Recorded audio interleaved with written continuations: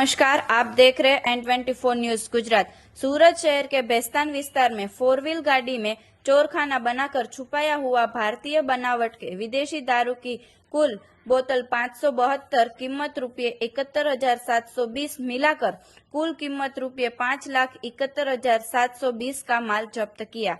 अनजाने 4 व्हील चालक के खिलाफ कानूनी कार्यवाही करती सूरत शहर पीसीबी शाखा सूरत पुलिस कमिश्नर अनुपम सिंह गहलोत के आदेश के अनुसार समग्र सूरत शहर में से शराब जुआ की गैरकानूनी प्रवृत्ति पूरी तरह से नाबूद करने की सूचना दी गई थी। यह सूचना के आधारित पीसीबी स्टाफ जब पेट्रोलिंग में थे तब बेस्तान जियावा बुडिया रोड साईनाथ रेसिडेंसी पार्किंग में से एक ब्राउन कलर की इकोस्पोर्ट गाड़ी नंबर GJ 27 BE 8775 पार्क की गई है। गाड़ी में से अंग्रेजी शराब की बोतलें भरी हुई है।